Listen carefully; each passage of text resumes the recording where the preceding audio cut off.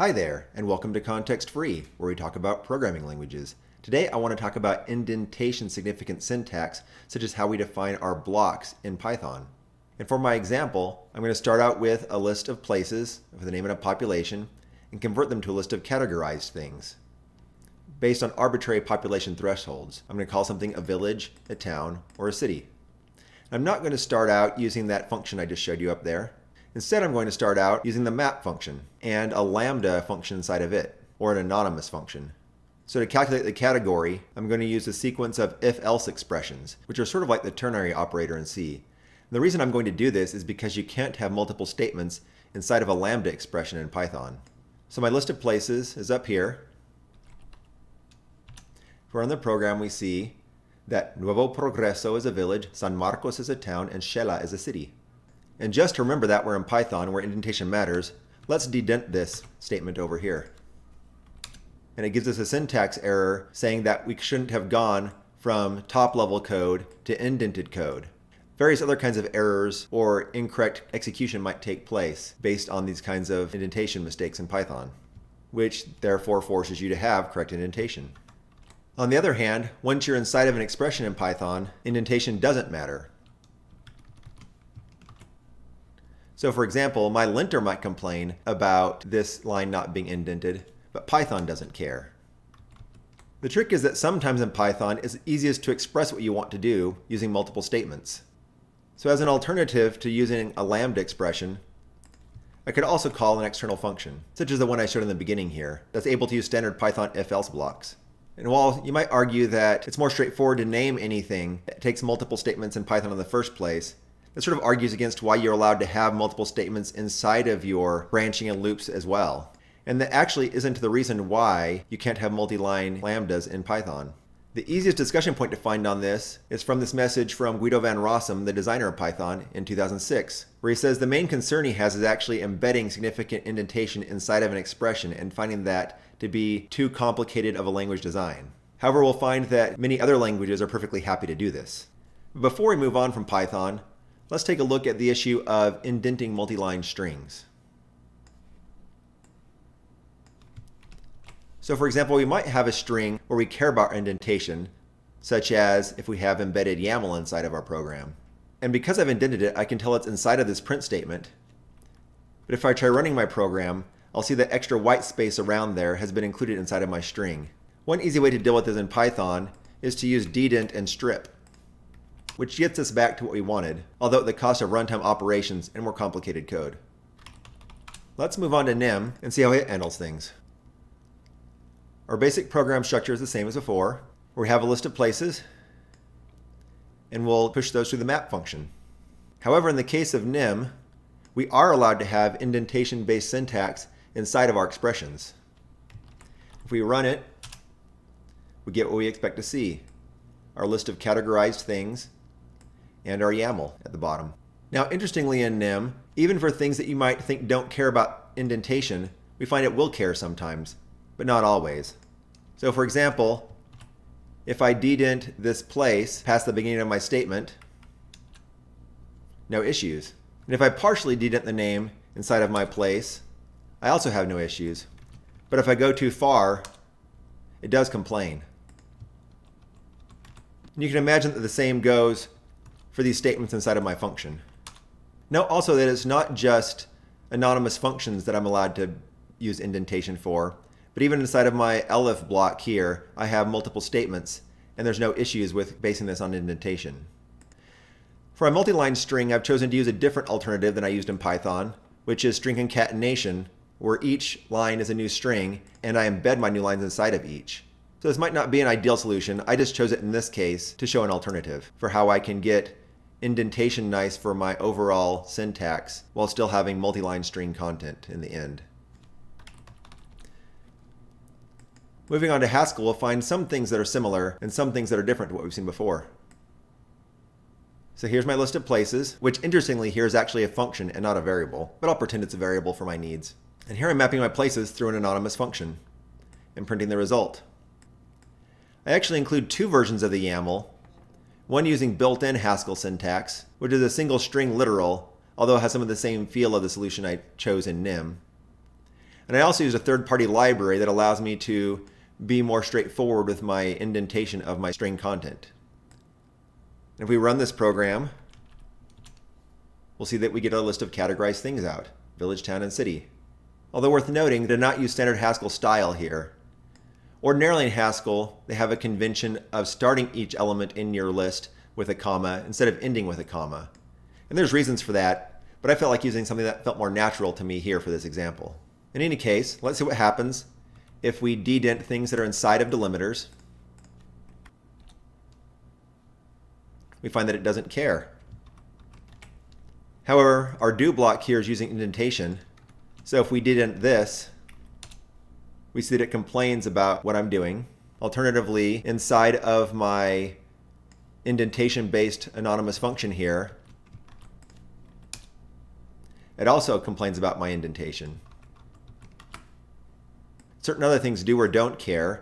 So for example, these list of if cases, I can do whatever I want to with them.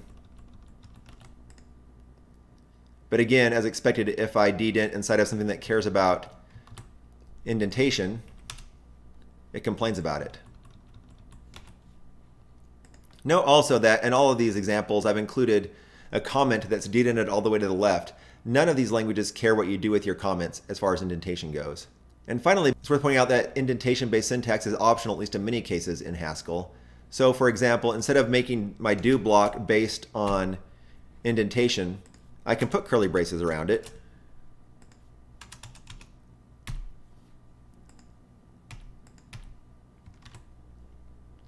And if I put semicolons between my statements, well, pseudo statements, and run it, it still works fine. Well, on the other hand, I can't dedent my close bracket to the beginning of the line because that's outside of its conventions.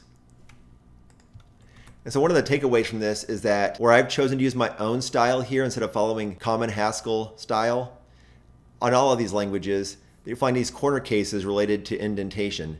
And if you stick to the way people usually write their code and format their code, you're less likely to hit these corner cases. So style does matter.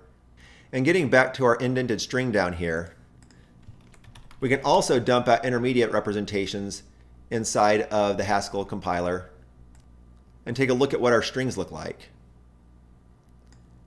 And we see here that our single string shows up altogether packed.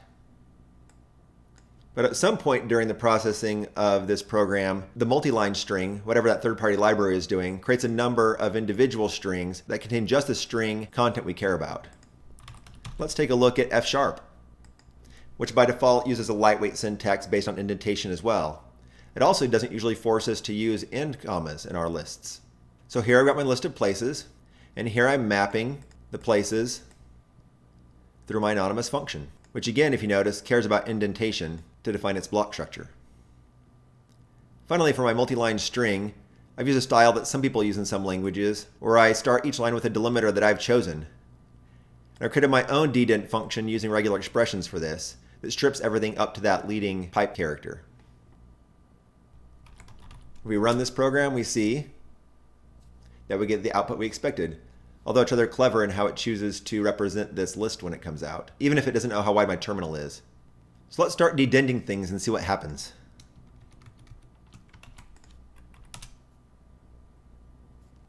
We find here that we have some complaints in the editor.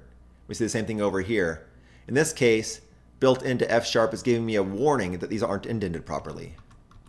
Let's try dedenting one of our list members. And we get the hint it's going to be an error.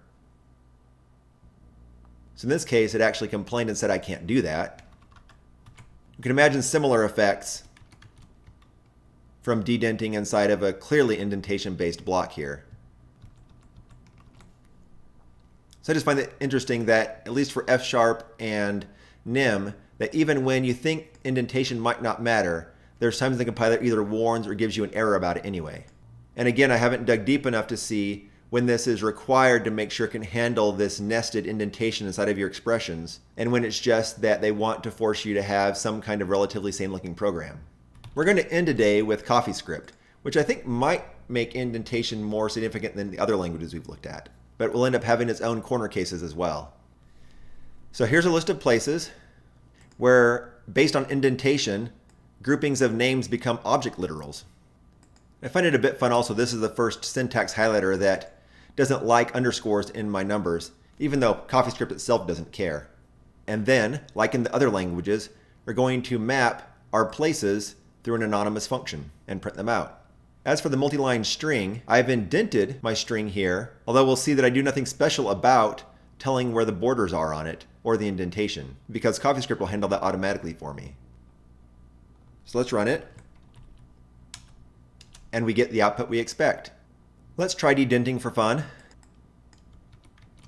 We can imagine there's an issue with this, although it's funny that the error we get doesn't explicitly cite indentation. I haven't studied the details, but the impression I get is that CoffeeScript's parser is so flexible that the kinds of errors and the kinds of behavior you get might sometimes surprise you. Let's try dedenting everything inside of these parentheses and see what happens.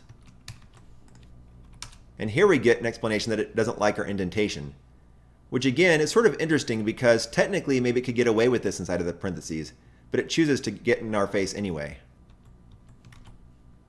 To look at additional corner cases, note that I've dedented my commas here, and that's rather vital. If I had them indented at the same level, it would treat it as though I had put in my optional comma that I'd previously left out, and it treats this as all a list of a single object literal where the final values take over.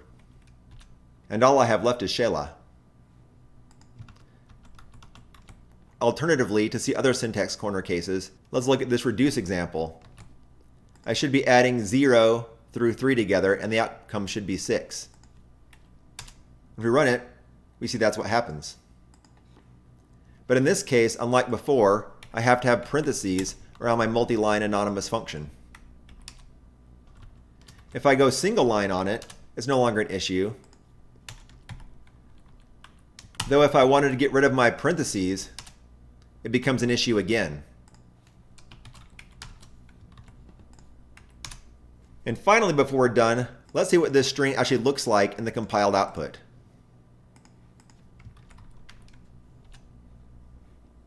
And we find that it gives us a multi-line string in the output JavaScript, although it's only a single string and has already pre-stripped that other white space for us.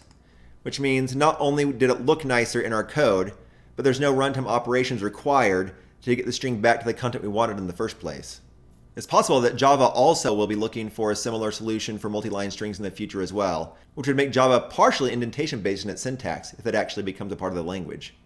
As for the pros and cons of indentation versus non-indentation-based syntax, what my preferences are, maybe we can talk about that some other time in the future. If you like the video, be sure to subscribe. Bye, y'all.